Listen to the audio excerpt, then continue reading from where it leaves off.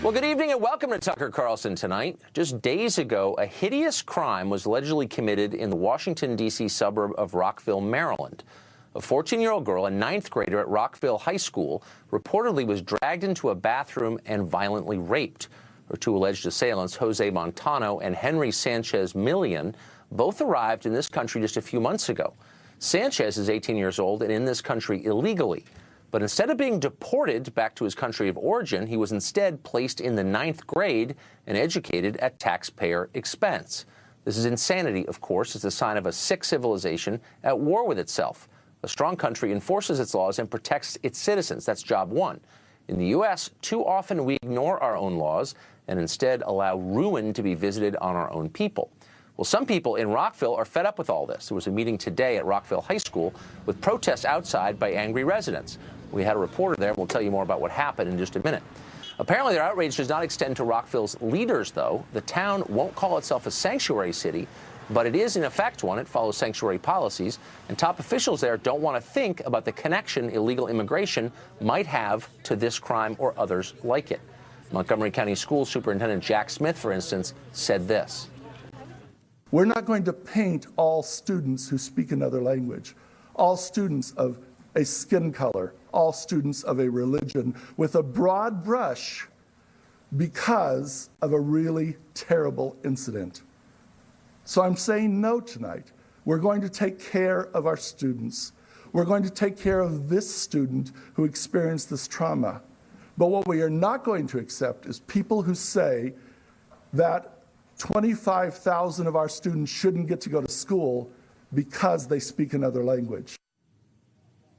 In other words, diversity is our strength. Move along. You're racist. Shut up.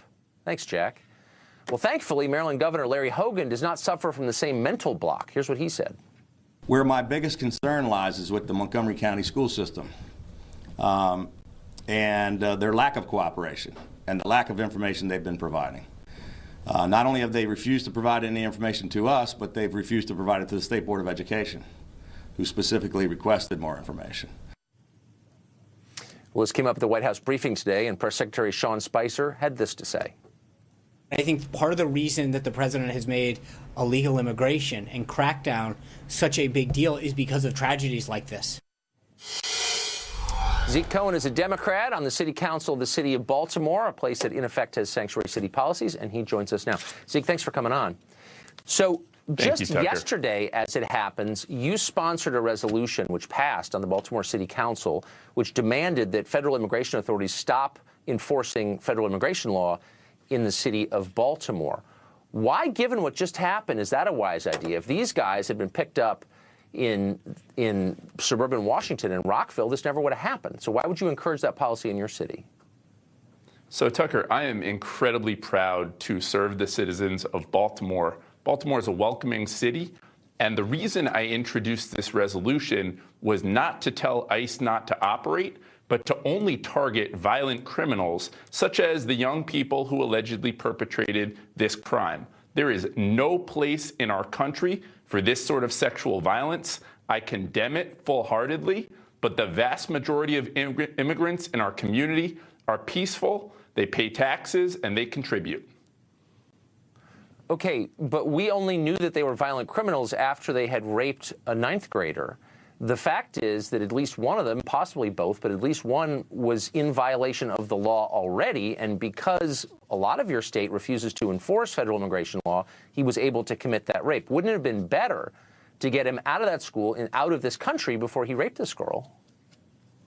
So if he had committed a crime, it absolutely would have been better. But Tucker, let me say this. What concerns me, in addition to this type of crime, is also what I've seen ICE do in Southeast Baltimore, where I represent, where just recently a father was arrested after dropping off his son at school. He has no criminal history. His only history is violating his status and returning to this country. He escaped violence in Honduras, just the same way that my great-grandmother escaped violence and persecution in Austria.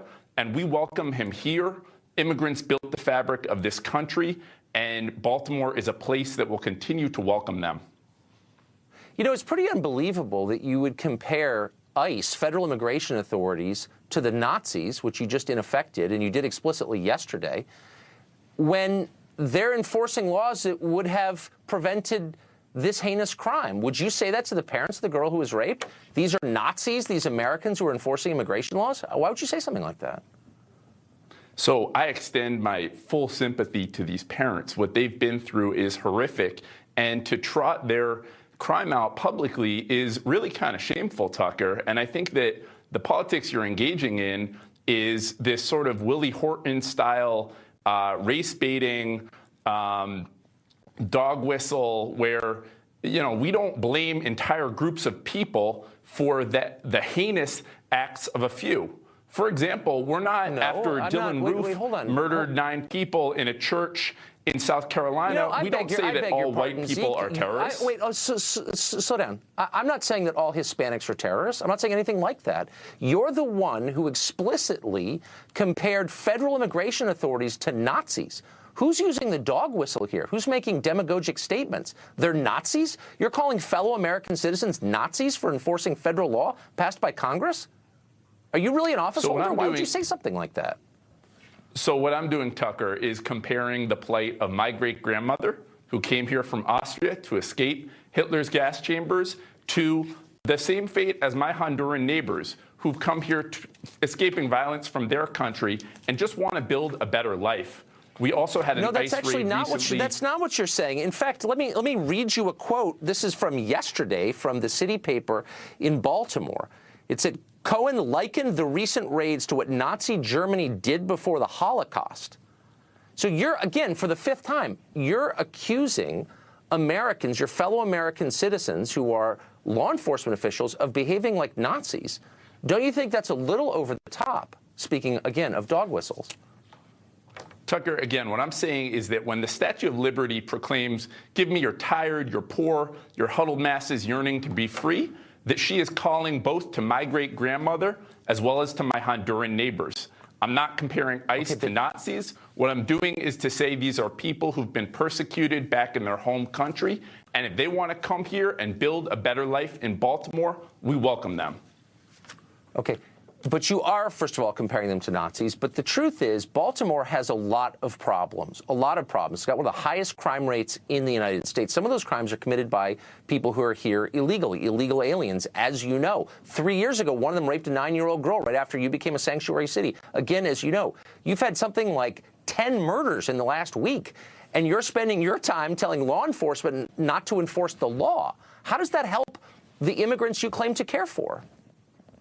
So, Tucker, here's the real story about Baltimore, is that we are a city rebuilding, and the resilience in my city is incredible. And just because people like you go on TV and bash us doesn't mean that Baltimore has to take it. I'm proud to represent my district. I'm not bashing you. I'm reciting your crime statistics. Do you know what they are? Really? Do you have any sense of what the murder rate is? What's the murder rate in your city? Do you know? So last year, we had over 300 homicides. Each one is tragic. I completely agree with you. I was a teacher in West Baltimore before I became a city council person. And I will say that our school system is struggling. Our law enforcement is struggling. But it is not the fault of immigrants. And in fact, Tucker, what we've faced for a very long time is depopulation. And the immigrant community, particularly the Central American community, which you continuously bash on your show, has actually come here and rebuilt. I'm not continuously bashing the Central American community. By the way, that's completely false. My only concern is for the people who are already here. Does it make a school better when people move in who don't speak English? Is it good for the kids who are already in the school, do you think? Does it improve the education? Is it fair to the taxpayers? Have you thought about that? I think the greatest asset in our city is our diversity. And I was joined by an amazing group of immigrant youth yesterday in passing this resolution. Hold on, slow down. That doesn't mean anything. I asked you a sincere question. Does it improve a school when a lot of people move in who don't speak English? Does the school get better? Absolutely. So if you're talking about a city that used to be 1 million people and is now down to 630,000, having folks come here and participate and pay taxes, sending their kids to our school is a blessing, and we welcome those children. And like I was saying, we had a great group come to City Hall yesterday to advocate for their community, to speak out against intolerance, and to help us pass this resolution. And that's why I'm so proud to represent my city on the city council. It's so sad. I mean, maybe your city's depopulating because you had 316 murders last year because you don't take it seriously and you spend your time with frivolous nonsense like this, which doesn't make the city better. It's just sad. It's depressing to watch a formerly great city like that languish under leadership like yours. I'm sorry, Tucker. It's only frivolous when it's not your family. This is absurd. This is, you know what? It's sad, and you're not providing a serious answer, unfortunately. He's there, as well as outraged parents who just got out of a meeting with the school. Griff joins us now for his report. Griff. I don't want to work. I said quit. Hey, Tucker, that's right. Just a few minutes ago, the school behind me, full packed, 700 plus of parents who left emotional. They said that things did not get too heated. They took their questions. We talked to some of them. We talked to two moms in particular, very upset about the events of last Thursday. One of them who actually subs here. You can see now a few students, a few protesters actually as well out here. It's quite a scene, but here's the moms we talked to earlier today. Take a look. What is the next step to make our kids safe? I have another daughter coming next year here, so I'm going to have two, and I would like that place to be safe for our kids and for other kids. I have too many kids there that I know that they're friends to my kids, and I don't want anybody to have to deal with that. Do you have any doubts about sending your next daughter here in light of this? Fair, yes. Not about doubt. I know the school, they're going to do everything, but it's just, I'm a little shaky for right now. Is the law that govern that immigration that put a kid illegally in a school? That is more my concern than anything else. I just don't want 18-year-olds and 14-year-olds mingling. I don't really want my child in with a criminal that is, that just walked across our border. The one young man was had already been convicted of a crime, and they had wanted to deport him, and so I don't want my son involved with him. That meeting was led by School Superintendent Jack Smith, as well as the principal here, Dr. Benson, and members of law enforcement. We spoke earlier today to the police chief of Montgomery County, Thomas Manger, to find out what happens now with those two individuals, Jose Montano and Henry Sanchez. Here's what he had to say. If they are found guilty, our intent would be to have them serve whatever time they were given by the judge. On the day that they're released, whether it's 20 days, 20 months, 20 years, whatever they get in terms of a sentence. On the day that they're released, if ICE has a detainer or a warrant waiting for them, we will turn them right over to ICE for ICE to do with them what they have the responsibility for. So, Tucker, aside from striking a real nerve with every parent in this country, like yourself and myself who have daughters, it's also raised a national debate now about areas like this and whether or not sanctuary cities exist or not, and if they're enforced or not. We will stay on top of this for you. Tucker? Thanks a lot, Griff. It ought to raise a national debate. Why are people embarrassed to point to something that actually happened and draw obvious conclusions from it? Well, the Rockville rape atrocity may have been a rude awakening for some government officials that sometimes, when foreign countries send the people here, they are not sending their very best. But it was not a surprise for Mark Krikorian. He's executive director at the Center for Immigration Studies, a think tank that's conducted extensive research on immigration and its many effects. Mark Krikorian joins us now. Mark, thanks for coming on. So one of the baffling questions, I think, about our government is why, at a time when we keep stats on everything, how many merry-go-round accidents there are in America's playgrounds, we really don't have good numbers on the number of crimes committed by immigrants, illegal and otherwise. Why is that? Well, because people don't want to know. I mean, that's really kind of what it amounts to. The FBI doesn't want to know. Local state police, local police, they don't want to know. And so the data on this is really very iffy. The Census Bureau sort of tries to track it, but it's not necessarily very effective. I mean, the answer is basically no one wants to know. No one wants to know. So how long have we not known? And who is the lobby for not knowing? Who's behind the ignorance lobby on this question? Well, basically all of the usual suspects pushing for amnesty and increased immigration, because their goal is to show, is to basically suppress anything that makes immigration, puts it in a bad light. And the fact is, immigrants as a whole probably aren't especially more likely to be, or even less likely to be criminal. The issue here, especially, and this is what we saw in this Rockville case, is not even so much whether there's what the crime rate is among immigrants. It's that people who were in the custody of the government, illegal immigrants, were in custody and then let go. You know, bad people do bad things all the time. It's not all the government's fault. But people who were in the custody of the government, they did not remove them. They let them go instead. That is the fault of the federal government, as well as all the local and state sanctuary jurisdictions. So there's some CYA here. I mean, this is, in effect, government not letting you know how poorly they're doing the job you hired them to do. Yeah, absolutely. And that's one of the things that the president was said he wanted to try to rectify, where ICE will now start releasing actually data on this and reports on this. It's just got started. They released their first, but it was kind of a first effort. They've got to get organized better in releasing this data. But they at least will be able to say, look, we asked for these people to be handed over. They're deportable aliens, and these jurisdictions didn't do it, and they let them go instead. That's important information to have, and going forward, we're going to have a more regular report on this, and that's probably the most effective tool against sanctuary cities is information, because they're going to say, well, this person only was a drunk driver or a wife beater or whatever, and so we let him go. Well, if that person then goes on and graduates to becoming a rapist or murderer, we now know, and we're going to be able to say, you let him go, even though he was a criminal and was deportable. This is partly on you. Did you notice that when the president announced his plan to begin this data collection in his speech 3 weeks ago to the joint session of Congress, of all the things he said, some of them controversial, this was the only one that was in effect booed by a lot of the Democrats in attendance? Yeah, Why? and they booed. Why is this, among all of them, so controversial? And remember, they booed. He talked in that about releasing the information, but also was talking about this victim services office. And he pointed out several of the surviving family members.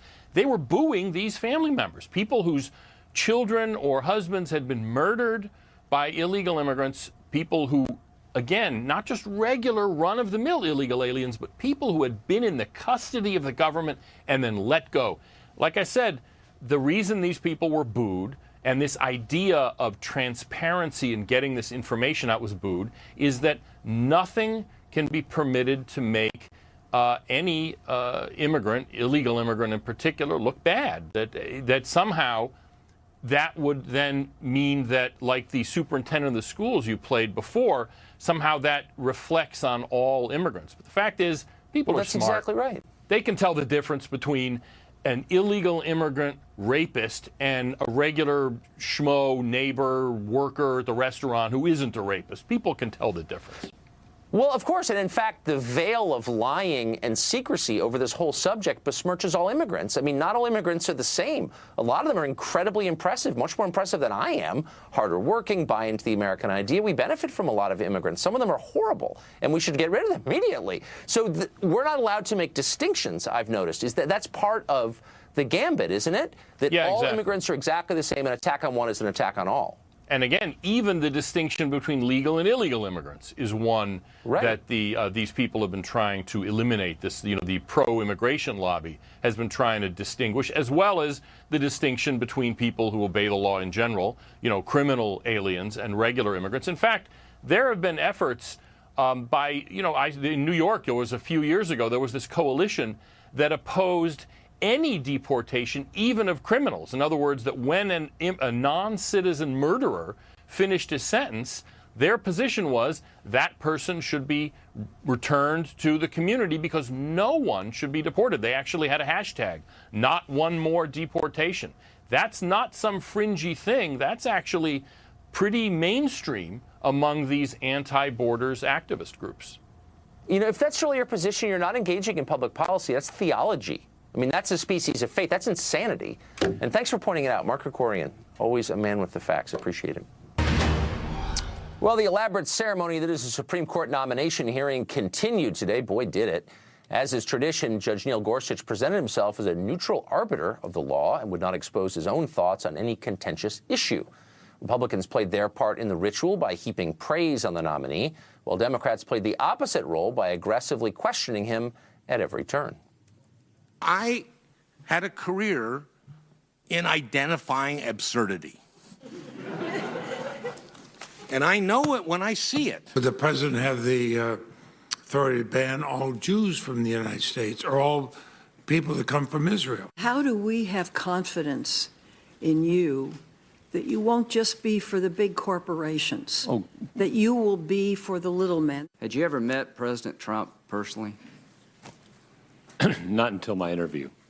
In that interview, did he ever ask you to overrule Roe v. Wade? No, Senator. What would he have done if he'd asked? Senator, I would have walked out the door. Well, the hearing finally ended just a half hour ago. Jasmine Rand is an attorney in Miami who opposes the Gorsuch nomination. Carrie Severino is chief counsel and policy director at the Judicial Crisis Network, which supports him. They both join us tonight. Jasmine, first to you, is Gorsuch qualified to sit on the Supreme Court? I think that there's no doubt that his past experiences and his education make him qualified to sit on the Supreme Court. But I think when we're looking at a candidate, we can't just look at whether or not they're qualified, but whether or not they're going to apply the laws of our land in an equitable manner. And I think that's where the problem lies with his nomination. So he's qualified, but he shouldn't be allowed to sit on the Supreme Court. Carrie, do you think that he is the best possible nominee that President Trump could have found for this open seat on the Supreme Court? Oh, I think he's an amazing choice. And not just because, as we've commented on, he's very well qualified for this, but there is more to it. There's making sure someone has a approach to the Constitution that's faithful to its original understanding, that's faithful to the text of the laws. And he showed that today in spades. He talked a lot about the importance of judicial independence, the importance of putting law before politics, and that all judges are going to come to decisions they don't like some of the time, and it's your job as a judge to make sure you're following the law and not putting your personal politics first. So I think all of those things are the reason he has really the broad bipartisan support, except among senators, right? The Democratic senators don't love him so much, but people like Neil Katyal, Obama's acting SG, introduced him, talked about what a fair-minded judge he is. I think he has broad support like that in Colorado as well, people who know him best. Well, Jasmine, isn't that sort of what you want? I mean, I heard senator after senator today say, in effect, I don't like the conclusion that you reached. And I saw Judge Gorsuch say a couple of times, I don't really like the conclusion I reached either. Or perhaps I don't like it. I'm not revealing what I think. But it's possible I don't agree with my own decision, but it's consistent with the law. And that's my job, is to evaluate the law in terms of the Constitution. Why is that out of bounds? I mean, I think the problem is that he's been very evasive in a lot of his answers, and I think that he's trying to appeal to that bipartisan support. The biggest problem I have with one of the answers he gave when he wrote a speech for the former Attorney General Gonzalez that concerned national security and whether or not the president has the right to surveil our citizens without a warrant in the interest of national security. And he said, I didn't believe what I was writing at the time. I was just a scribe. I mean, just a scribe when we're writing a speech about our national security. Isn't that what he's doing now? Applying to be essentially the scribe in chief of our nation, to write opinions that are going to found the laws and principles for our entire nation. So if he was writing things he didn't believe then, how can we trust him to write what he believes to be the truth, to uphold our Constitution now? Well, perhaps because being a speechwriter and a Supreme Court justice are entirely different jobs.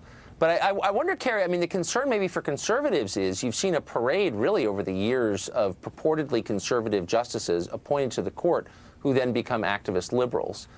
David Souter comes to mind. There are others. How do we know that's not going to happen here? Well, he's got something that someone like Souter or, frankly, even Chief Justice Roberts didn't have, and that's an over-decade-long time on the bench. So you can see the decisions he's made over and over again, applying those same principles. He doesn't just know how to mouth them. Everyone knows what they want to hear at the hearing. So you could easily just say, oh, of course, I'll follow the law, I'll follow the Constitution. But he has that record to prove it, and to prove it in cases where he was getting political pressure, was getting, people who are going to, frankly, have taken him to task at this time, saying, we don't like the result you reached. But at the end of the day, it's about coming to the right legal result. And the fact that he's done it for 10 years is, I think, great evidence that that's something that he's going to continue on the court. So, Jasmine, this judge is going to sit on the Supreme Court, I think, no matter what. But my question to you is, Democrats are putting on a show of fighting his nomination. Can you imagine a judge, a conservative judge, who you'd support? Is there anyone Donald Trump could realistically nominate who you would say, okay, I support this guy?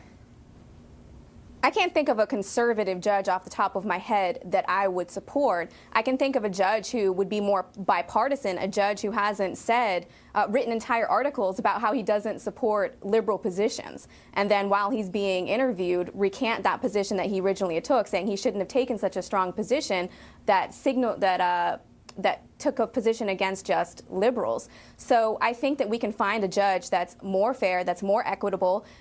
We can agree on one point that he will remain conservative. He has an incredible track record of finding in favor of corporations over working class people, working class men and women, and over environmental protection issues. And I think we're going to see the same thing. What does that mean when he becomes a Supreme Court justice? That means he's going to find for, Trump Towers over the men and women that built it and the land that it was built upon.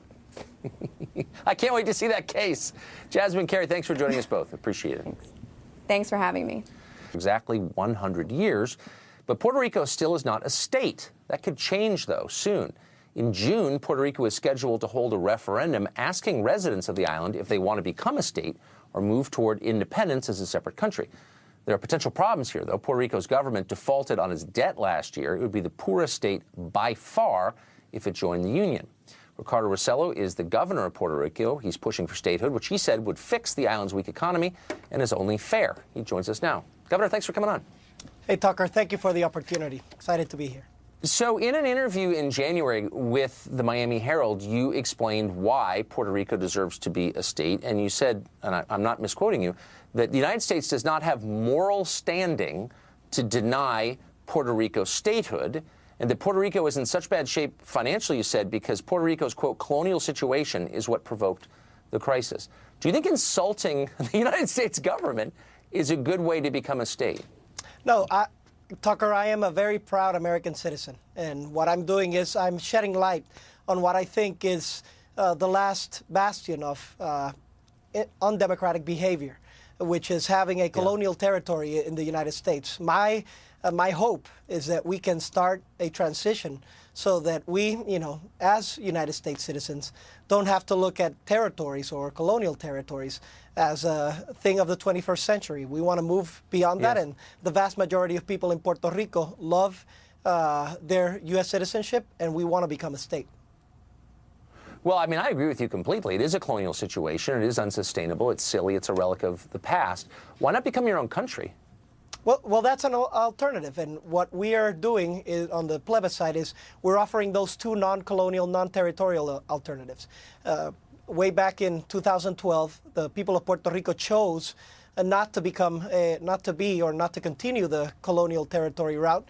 So now we're choosing between statehood and alternatives of independence. But I can tell you right now, Tucker, the vast majority of people, over 90% of the people in Puerto Rico, value their U.S. citizenship. And I think, and I believe that statehood will win convincingly in this plebiscite. But why would it be good for America to absorb a third world country into the United States, a country where electricity doesn't work? The whole island went dark in September, as you well know. It's massively in debt. It's totally corrupt and dysfunctional. I mean, no offense, it's a great place and everything, but what would be in it for America to make it a state exactly? It's a great added value, and it's a great question. I think we need to start talking about this. Puerto Rico can become the connector of the Americas. We've been part of the United States for over 100 years, but we also culturally have elements from South America and, of course, elements from North America. We speak English, we speak Spanish. Geographically, we're centered in the right position, and we have a lot of added value. I think, our economy can take a significant turn if we start addressing some of the local government issues, which our administration has already been starting. I am convinced that I have the most fiscally aggressive, fiscally conservative agenda in the United States right now. I immediately reduced 20% of the political appointees in our government. I reduced 10 to 20% of what contracts are and of the current budget as I took office. And we are moving in a path to reducing 131 agency structure in Puerto Rico to one that's about 30 to 35. So we're taking our steps, and Puerto Rico has added value as a destination. You know, we have great doctors. We have a great education, higher level education system. We are you know, a tourist destination, and I think it could be a hub of the Americas, you know, connecting the United States to the rest. Would English be the official language of Puerto Rico? I mean, this is an English-speaking country. Puerto Rico's not. It is, but you know, the United States is also a Spanish-speaking country. It's the third largest Spanish-speaking country in the world, and the United States itself doesn't have an official language. So I don't oppose. As a matter of fact, our public policy is bilingualism. We want to teach. We want to further. You know, our kids and our citizens to have both language and to be robust at them. But we also cherish... Just because it's worked so well in Canada and Belgium, we want to try it here? Why would we want to be a bilingual country? You don't have to be. It's a multilingual country. What I'm saying is, in terms of its official stance, you know, Hawaii has 2 official languages as well. Many of the states in the United States don't have an official language, as you know, and the United States as a whole doesn't have it. But look, of course, we would work under the federal government. We already do. You know, the federal courts are in Puerto Rico. Different federal structures are already there. It's pushing through in English. So it's not something that would be anew. It's part of the system that we have right now. Governor Rossello, thanks a lot for joining us tonight. Thank you so much for your position. Thanks. Well, FBI Director James Comey's testimony before Congress yesterday revealed pretty much nothing new about President Trump and Russia. We've known for months that so far there's no evidence that Russia actually changed any votes in the election or if they collaborated with the Trump campaign. Comey's testimony did nothing to change that. Despite this, congressional Democrats have been in a purity spiral, each trying to outdo his colleagues and calling the president illegitimate and the Russians' behavior an act of war. What exactly is going on here? Fox News senior political analyst Brit Hume joins us tonight. So, Brit, you want to, as an American, you want to feel good about the FBI director. I can't remember ever worrying about one. You don't want to think that their behavior is flaky or that there's something else going on. But watching the director of the FBI yesterday openly say, yes, we're investigating this one thing, the Trump campaign, but no, I can't comment on a potential investigation into the leaking of the conversation between Michael Flynn and the Russian ambassador on the other, did sort of raise the question, what is going on here exactly? Well, it does raise that question, Tucker, and you kind of suspect, one sort of suspects that this is the bookend of his earlier handling of the Hillary Clinton investigation. You remember when he came out publicly and announced that it was underway, and then that it had been closed, and then finally that it had been reopened, and then again it had been closed.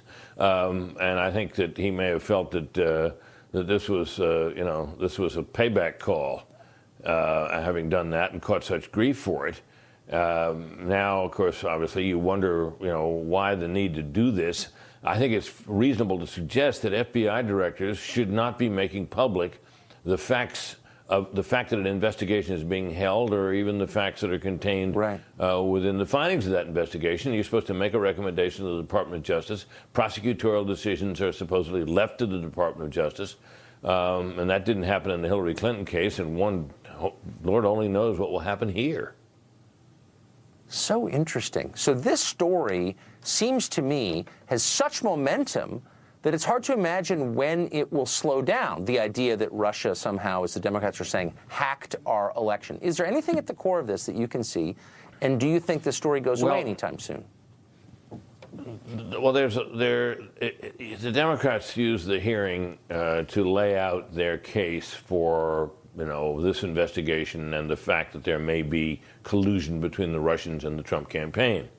And when you go through the stuff, you listen to it all, it sounds sort of impressive when they lay all these things out. But when you examine them one by one, none of them really adds up to any evidence of collusion. There's certainly evidence of contacts.